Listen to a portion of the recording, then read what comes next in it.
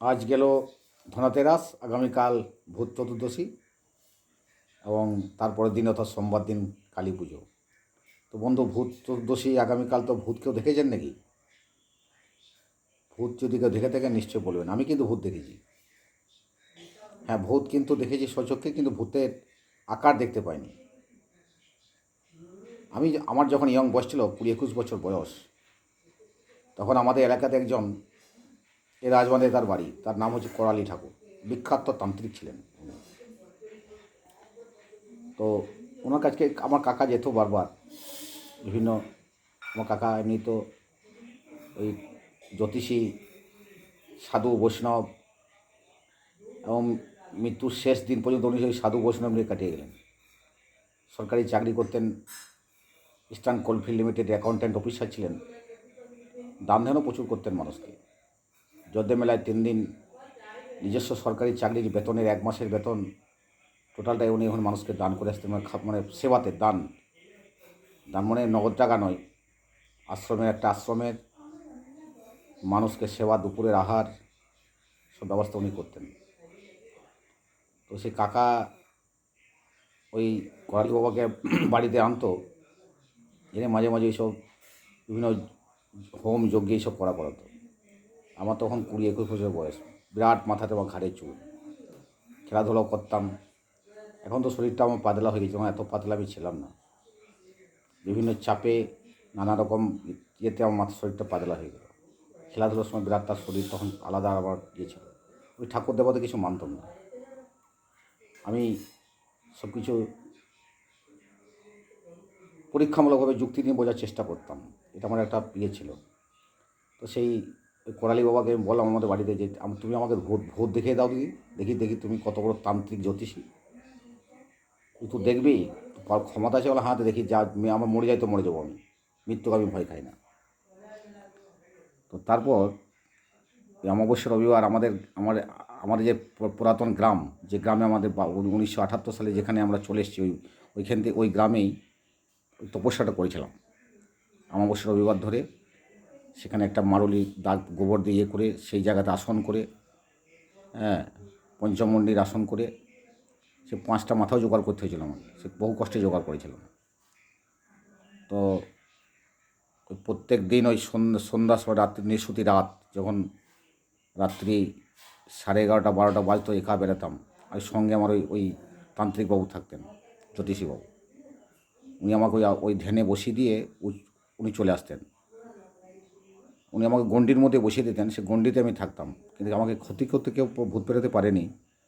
তবু আমাকে একটা বীজ মন্ত্র জপ করতে হতো। সেই জপ করার পরেই তারপর আমি যখন 1-1.5 ঘন্টা ধ্যানের মধ্যে থাকতাম, বিভিন্ন রকমের আওয়াজ, হ্যাঁ, নানা নানা রকম ধরনের সব আমার কানের মধ্যে আসতো।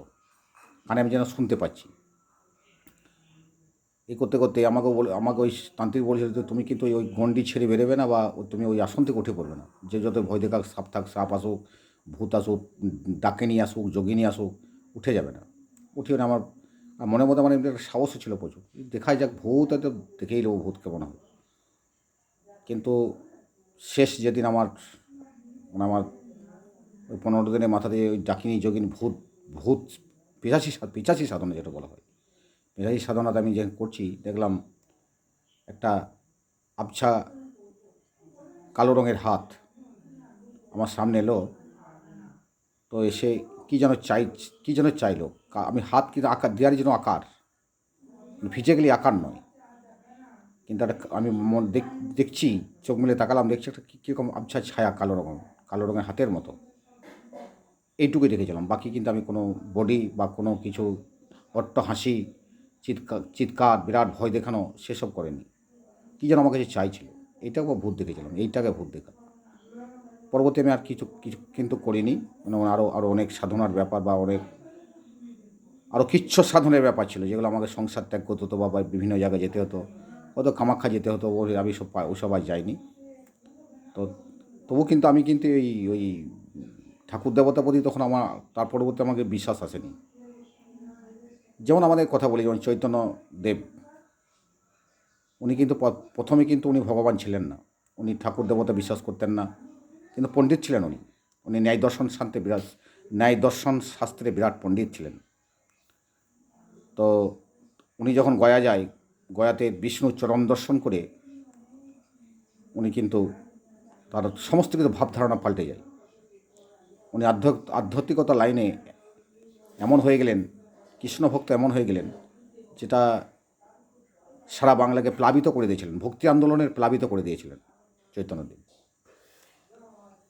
তো ওনাকে জিজ্ঞাসা করেছিলেন ওনার দাদু, মানে নীলাম্বর চক্রবর্তী, যে তুই কী দেখেছিস? যে দেখে সে কিন্তু বলতে পারে না। ভগবানকে যে দর্শন করে তাকে আর তার তার এটা লীলা, ভগবান এটা লীলা, কিন্তু সে ব্যক্তি কিন্তু নিজের অন্তরে অনুধাবন করতে পারে, কিন্তু আর সেটা মুখে বলতে পারে না। সেটাও রামকৃষ্ণদেবও বিবেকানন্দকে এই তথ্যটাই প্রমাণ করে দিয়েছিলেন। বিবেকানন্দ যখন কলকাতাতে প্লেগ রোগ হয়েছিল, তো বিবেকানন্দ তো ওইরকম তখন ও বিজ্ঞান বিভাগের ছাত্র। এই ঠাকুর, তুমি তো বিরাট তুমি ধার্মিক, তুমি বিরাট তপস্বী লোক, আমাদের কিছু পয়সাপাতির ব্যবস্থা করে দাও, মাকে বলে দাও।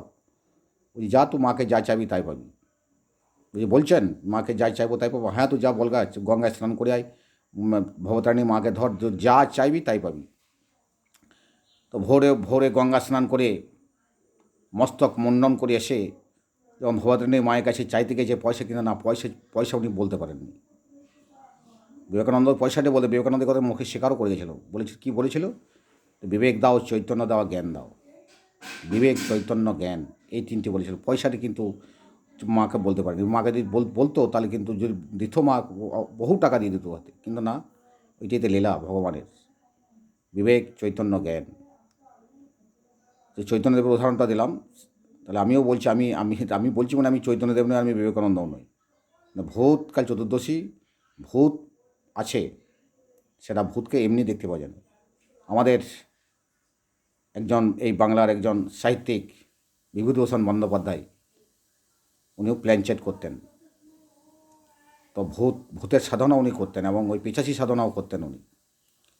তো উনি যখন একজন জঙ্গলের মাঝে যখন পিশাচি সাধনা করতে যাচ্ছেন অমাবস্যা রবিবার ধরে, তো এবার এটা আমার পড়া এবং আমার একজন বোলপুর কলেজের অধ্যাপক ছিলেন বিমল কৃষ্ণ বন্দ্যোপাধ্যায়, উনি এই তথ্যটা বলেছিলেন, আমি শুনেছিলাম ওনার কাছে, যে উনি গেছেন যে সেখানে তপস্যা করতে, সেখানে দেখছে তখন বিভূতিভূষণ বন্দ্যোপাধ্যায় যেমন দেখতে, ও সঙ্গে তো কেউ ছিল না, একাই ছিল। তো দেখছে এই একটা খাটে বিভূতিভূষণ বন্দ্যোপাধ্যায়ের মতন ব্যক্তি, ওই একই বিভূতিভূষণ বন্দ্যোপাধ্যায় ডিটো, যে মৃত অবস্থা, মৃত খাটে শুয়ে আছে। তো দেখে কনফিউজ হয়ে গেছিল এবং তারপর থেকে শরীর খারাপ হয়ে যায় এবং ওই শরীর খারাপ হতে উনি মারা যায়। তার পরবর্তী শরীর অসুস্থ হয়ে উনি মারা যান মাস 3-4 ভিতরে। তো ভূত সাধনা করা অত চটেখানি করা, ভূত নিয়েও আজে বাজে কথা না বলাই ভালো। তান্ত্রিক কথা আছে, তান্ত্রিক এই বাংলাতে এবং এই ভারতবর্ষে অনেক মুনি ঋষি ধ্যান জপের ব্যাপার আছে, এটা সত্য ঘটনা। ধ্যান জপের ব্যাপার আছে, তান্ত্রিকতা আছে, তন্ত্র সাধনা আছে এবং পাওয়া যায়। এগুলো এক একটা মত, এগুলো এক একটা পথ। তাই বলছি আগামীকাল ভূত চতুর্দশী, সকলেই মা কালী মাতা, আমরা যে যা যেভাবে যা ভক্তি করি, কি যে যার ধারে যে যেমন এলাকাতে ঠাকুর আছে, কেউ বল্লা মা বলে, কেউ তাদের কালী হয়, কেউ লোবার মা বলে। আমাদের এলাকাদের বীরভূম জেলার লেবার মা বিখ্যাত পুজো। আমাদের নিজস্ব বাড়িতে একটা কালী পুজো আছে, আমরাও সেই কালী ঠাকুর ভক্তি করি। আমার এলাকাতে 4-5টা কালী হয়, এক একটা কালীর নাম আছে। কেউ বলে ডাঙ্গালে কালী, যে বিভিন্ন জায়গায় নাম যারা দিয়ে গেছে তা সেইভাবেই হয়। তাই ঠাকুর, মা কালী, তন্ত্র সাধনা থাকবে। মানুষ যেভাবে জীবন নেবে সেভাবেই চলবে। ভক্তি হচ্ছে আসল জিনিস। ভক্তির ডাকে ভগবান সবসময় সাড়া দেয়। যেমন আমি কথা বলছি, আমি তো আর সেদিন যেদিন তপস্যা করেছিলাম ওই 15 দিন, আমি তো আর ভগবানকে দেখতে চাই, আমি ভূত দেখতে গেছিলাম। আমি বললাম যে ভূত আমি ওই আকার দেখতে পাইনি, কিন্তু আমি একটা চিহ্ন দেখেছিলাম। তাহলে নিশ্চয়ই সাধনা, তন্ত্র সাধনা তো অনেক কিছু পাওয়া যায়, সত্যি পাওয়া যায়। সেই সাধনাটা সেই জায়গাতে নিয়ে যেতে হবে। তো তাহলে সঠিক মনে, সঠিক জ্ঞানে, সঠিক চেতনায় যদি ধ্যান তপস্যা করা যায়, নিশ্চয়ই ঈশ্বরকে পাওয়া যায়। এইটুকুই বললাম। সকলে ভালো থাকবেন।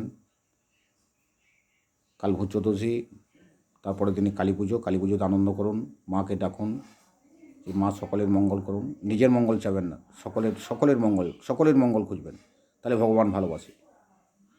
ভগবান শ্রীকৃষ্ণ এটা গীতাতেও বলে গেছেন যে সকলের মঙ্গল যে ভক্ত চায়, আমি সেই ভক্তেরই আমি বেশি মঙ্গল কামনা করি। আর যে নিজের জন্য আমাকে ধন দাও, আমাকে দৌলত দাও, লোকে ভিক্ষা করে খাক আর আমার সব কিছু দিয়ে দাও, ভগবান তার পুজো দেয় না। বাঁ হাতে করে পুজো দেয় না, অঞ্জলি ভরে দু হাত ভরে পুজো দিতে হবে। ঈশ্বরকে ডাকতে হলে দু হাত ভরেই ডাকতে হয়। ছুঁড়ে দিলাম, সে মনসা পুজোর মতন, মনসা পুজোতে ছুঁড়ে পুজো করেছিল চাঁদ সদাগর, না ছুঁড়ে পুজো নেই, ভক্তি সহকারে ভক্তি নিবেদন, অঞ্জলি যেভাবে মানুষ দু হাতে দেয়, যেভাবে ভক্তি ডাকে, সেই ভক্তি ভরে মানুষ দেবতাদের ডাকা উচিত বা দেবতাকে ভক্তি করা উচিত। অহংকার, তেজ, এসব ভগবান কোনো কালেই মানেননি। ইতিহাস ধর্মগ্রন্থগুলো পড়বেন। একটা মানুষের জীবনে, ভারতবর্ষে যা ধর্মগ্রন্থ আছে, একটা মানুষের জীবনে কিছুই নয়। একটা মানুষের জীবনে কিছু নেই, বহু ধর্মগ্রন্থ আছে। ধর্মশাস্ত্র, ধর্মগ্রন্থ, ধর্ম আলোচনা, সৎ আলোচনা মানুষ যদি শোনে, কীর্তন যদি শোনে, বাংলার কীর্তন, ওই তো বললাম, মানুষ অনেক কুপ্রবৃত্তি থেকে, হীন মন্যনা থেকে, হিংসা থেকে ভগবান তাকে সরিয়ে নিয়ে আসে, তাকে সুপথে চালনা করা হয়, সুবুদ্ধি দেয়। এই বলেই বলছি। এই তো আমি আমার কাকার উদাহরণ দিলাম, যে আমার কাকা দান ধ্যান করতে খুব ভালোবাসতো। সেটা আমাদের মতো, আমাদের ফ্যামিলিগত পর্যায়ে হয়ে গেছে। আমার যেটুকু সামর্থ্য আমরা দান করি, আমরা করি। আমার ছেলেও তাই। আমার ছেলে একটা আশ্রমে যায়, যজ্ঞের মেলায় 3 দিন ধরে সেখানে দিবারাত্র পরিশ্রম করে। বহু লোকের সঙ্গে পরিচয় হয়ে গেছে ওনার, ওর সঙ্গে, আমার ছেলের সঙ্গে। এবং অঙ্কুর ডাক সকলেই দেখে আমি নিজের চোখে দেখে অবাক হয়ে গেছি, যে খুব ভালো। আমি নিজেও খুব সন্তুষ্ট, যেমন আমি নিজেকে অহংকার বোধ করি যে না, আমার ছেলে, গর্ববোধ করি যে আমার ছেলে এটা একটা ভালো পড়েছে।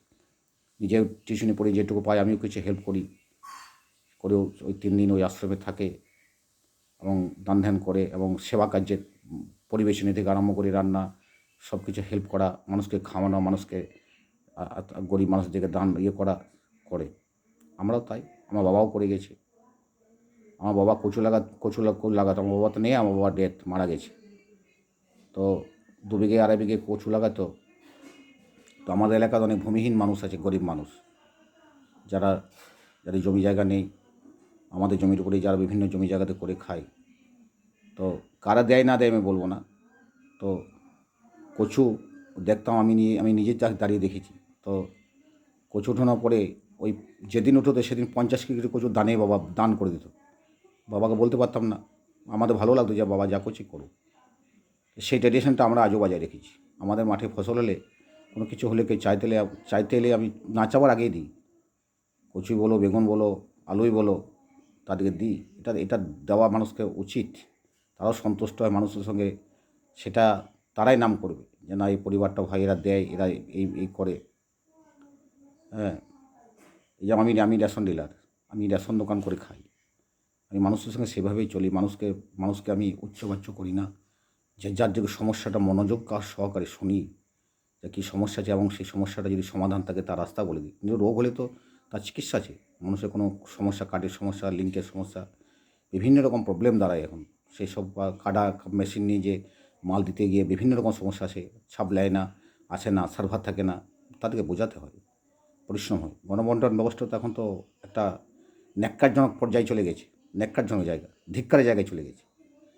যাই হোক, সেটাকেও সহ্য করছি, সহ্য হয়ে গেছে শরীরে। হ্যাঁ, তো গণবন্টনের ব্যবস্থাটাকে তো একটা ন্যাক্কারজনক করে দেওয়া হচ্ছে। এটা একটা ম্যানমেড, মানুষের তৈরি। এটা এভাবে নয়। আরও সরলীকরণ আছে। সেই সরলীকরণটা বাংলায় হয় না, করছে না, জানি না কোথায়, তার অদৃশ্য কারণ। এটা আরও সরলীকরণ করে করা যায়। নমস্কার, সকলে ভালো থাকবেন। আমি তান্ত্রিক বলি, আমার আলোচনা প্রসঙ্গেই চলে এলো। যাই হোক, যদি কোনো ভুল ত্রুটি বলে থাকি নিশ্চয়ই ক্ষমা করবেন। ভূত দেখার আপনাদের দরকার নেই, ভূত দেখতে যাবেন না। আমি গেছি তো, ওই জন্য বললাম আর কি। ঠাকুর মা কালীকে ভক্তি করবেন, কালীকে ভক্তি করবেন, কালীকে কাছে মানত করবেন, সকলের জন্য মানত করবেন। সকলে ভালো থাকুন।